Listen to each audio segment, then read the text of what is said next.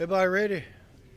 Well, we're here to answer your questions about the bridge work being done on 526, the westbound bridge. As you know, is Monday about midday. We learned that a big cable, it's 4 inches in diameter, one of 8, had come apart, and so the bridge was closed down. But I want you to know that every state agency, every asset, every local agency that is here are all working together as a team. We've spared nothing. We have of course, the Department of Transportation, Christy Hall, is here, and she will speak in a minute. And Director of Department of Public Safety, Leroy Smith, is here, as well as others. But the port has cooperated and worked to stagger the incoming traffic at the port. That's made a difference. I've asked the state agencies in Charleston County to stagger their operational hours, maybe to come in early or to come in late in order to relieve some of the traffic flow. We have the State Guard has approximately 150 engineers available. These are registered civil engineers who are available as needed to the Department of Transportation engineers who are on the scene. We've spoken to the Office of the U.S. Secretary of Transportation, Ms. Chow, to keep them informed, and Ms. Hall has a representative there, the chief engineer who handles these sorts of things in the country. Is he on the ground now? Yes, sir. He is here now. We have moved with great speed to inform the people what is going on. Mayor Bill Haney is here with us as well from Mount Pleasant, and we're in constant communication to see that we discover and understand what caused the damage, the break of the cable, to understand what danger or damage there may be existing elsewhere, to get it fixed as quickly as possible, and in the meantime to see that the people are inconvenienced as little as possible, and we hope not hurt at all. The Department of Public Safety has sent extra highway patrol here, and they are marking the routes and have up signals and signs, and will be monitoring the traffic. Ms. Hall has a helicopter, a county helicopter, that went in the air to monitor the traffic flow from there. So we're alerting everybody as quickly as we can, as broadly as we can, of what we're doing and the situation. This is not going to be fixed in a day or two. It's going to take longer than that, and we'll keep you informed as we find out from the inspectors. And we have inspectors inspecting the damage in the other bridges, and also inspectors inspecting the work of the inspectors to be sure that we get a good grip on exactly what the situation is. This is a full team effort across the state. Every asset we have has been brought in. Department of Natural Resources has sent officers to help with the traffic flow. So if there's anything that needs to be done, we'd ask anybody who has an idea or sees a gap to let us know, and we'll respond immediately. I'd like to ask Secretary Hall to proceed, please. Thank you, Governor. Thank you, Governor. As the Governor mentioned, we are basically working in 3 major areas right now. The first is certainly doing the forensic analysis of exactly what happened. The next item that we're working on is clearly developing and implementing the repair plan to get the bridge reopened as quickly as possible. And then the third item that we're working on together as a team is the movement of traffic in and out of the area with the help of all of our local partners, law enforcement, local officials. The county stepped forward and provided a helicopter to us today to monitor traffic patterns from the air and make on-the-fly adjustments as we need. So it's those 3 main pushes that we're doing all concurrently. We expect to have a lot more detail for you at our 4:30 briefing this afternoon. As the Governor mentioned, we flew in last night an international expert that deals with these type of structures. We borrowed that individual from the Florida DOT, who has a lot of structures like this. I talked to Florida DOT, and they flew him up here last night. He was on the ground last night. Our expert from the U.S. DOT arrived this morning. All of those experts plus our team, as well as some of our consultant experts that we have on board to help us. As the governor mentioned, the big team effort on the technical side. They all entered the bridge structure at 10:30 this morning to do the assessment. They have since completed that initial review, and I am expecting to be briefed on the results of that later this afternoon prior to the 4:30 event. So more details to come.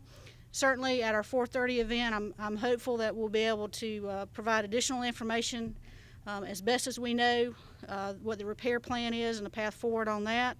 Additional information hopefully on traffic measures that we're implementing. We're looking to do some things maybe a little bit broader than what we've done to date, including some additional mass transit routes that are being planned by CARTA to assist with the movement of people in and out of the area. As the governor mentioned, this is not something that's going to be over in a matter of just a couple of days. Again, at our 4:30 briefing, we'll try to provide you as much detail in a timeline at that point in time. Thank you.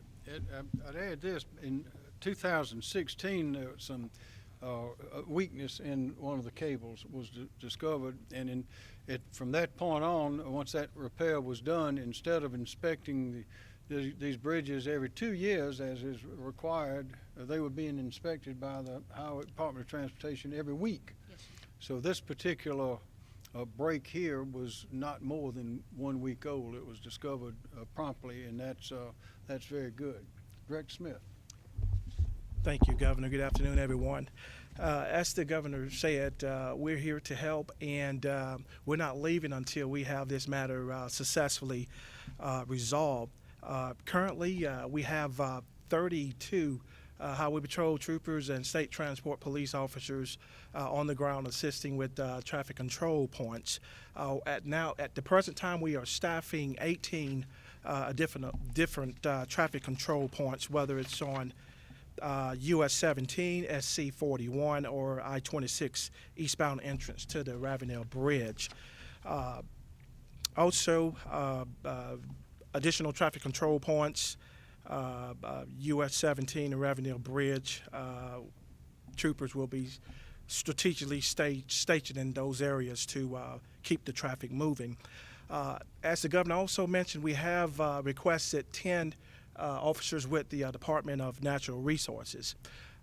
Being in contact with the Mount Pleasant Police Department, we have established a command post for law enforcement personnel. It will be at the Mount Pleasant Police Department, and the various law enforcement agencies involved with the response to this situation will be present at the command post. Secretary Hall mentioned earlier that we had an aerial assessment of the detail route. That was looking good. One of our Highway Patrol lieutenants, as well as the DOT rep and a representative from Mount Pleasant town government was present as well. Right now, what we can see, traffic was extremely heavy, but it was moving. And we think that had it not been for the collaborative efforts from the law enforcement, things would probably be a little gridlocked. But thanks to the responders on the ground keeping the traffic flowing.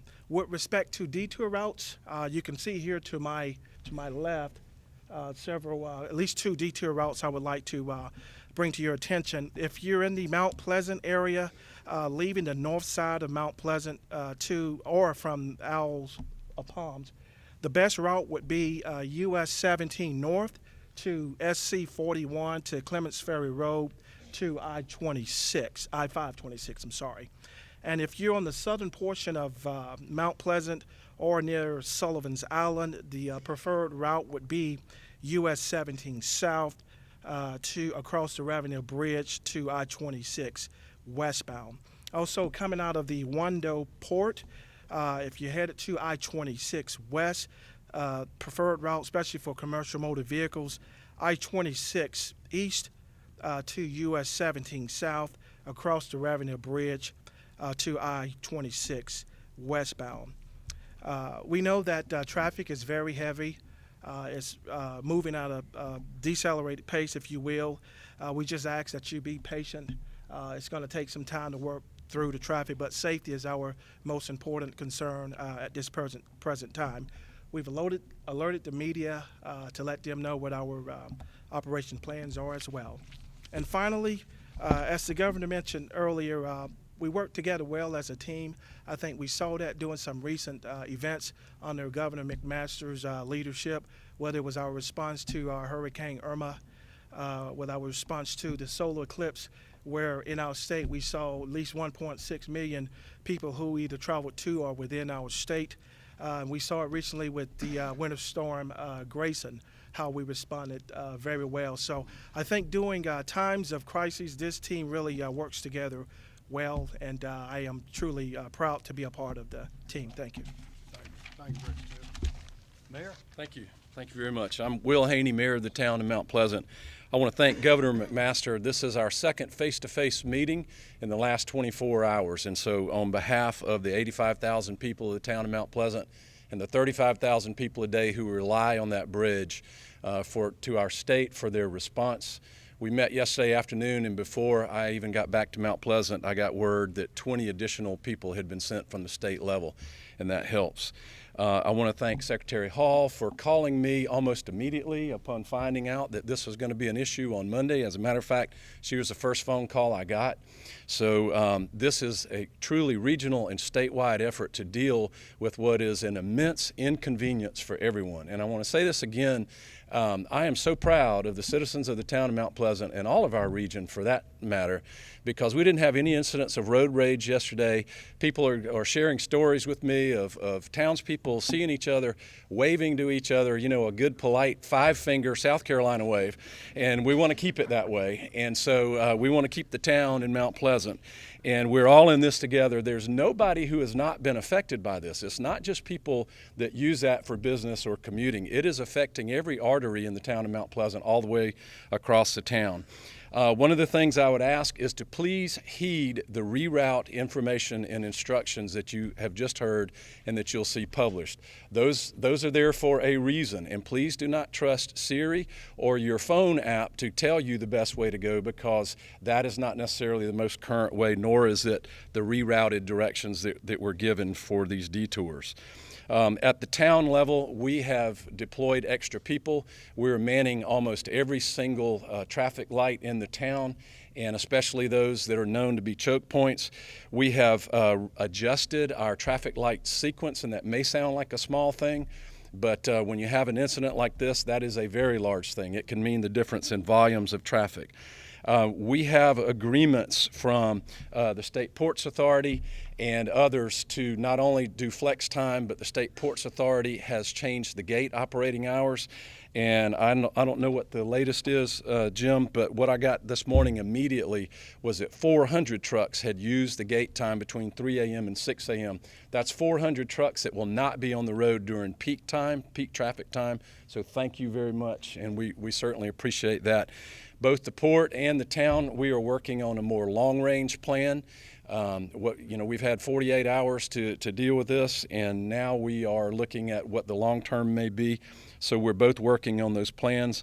And the last thing I'll say is, as a result of those airborne observations this morning, I've met with our traffic director, and we saw some place where there's some unused capacity from some of our infrastructure. So we're working regionally and working with Mayor Tecklenburg and Charleston, working with State DOT to maybe get some lanes shifted and use some different exits and those type things. And I just want everyone to know that all of these little things add up. And this is a very trying time for us. We will not compromise on public safety, but we can compromise on routes, and that easing the commute time is second to making sure that our citizens are safe. So I just want to thank everybody for being here today. And as you can see by who all is represented here, this is a team effort, and this is the way we'll deal with it. Thank you. Thank you. Jim Newsom. Thank you, Governor. As you all know, we are a very busy container port. We handle between 40 and 50,000 gate transactions a day in our terminals. The most logical response from our side is what we implemented almost immediately, which is to open earlier in the morning. We started at 3 a.m. and we ended up last night at 11 o'clock, and we'll end up tonight at 8 o'clock through Friday. We'll be open Saturday and Sunday, and then our team is developing a long-term plan for extended hours, which will mirror some of that, mainly earlier in the morning and longer hours on some nights potentially. So we'll come forward with that by Friday when we have the buy-in of a lot of stakeholders that have to sign off on that. I'm very grateful to the maritime community. We've got about 10,000 people in this town that are affiliated with the maritime community. The truckers have a big responsibility to move freight, and they're doing a great job in doing so. It's hard on them. They earn a living doing this. I think we all have to understand that. They're among the safest drivers on the road, and I'm very proud of what they've done. In addition to our team, the longshoremen, the ILA, the railroads have all pitched in on short notice to help with this situation. I'm also very grateful for the team effort.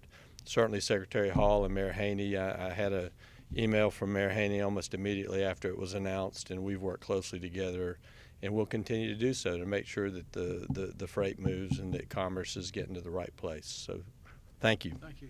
Are there any questions?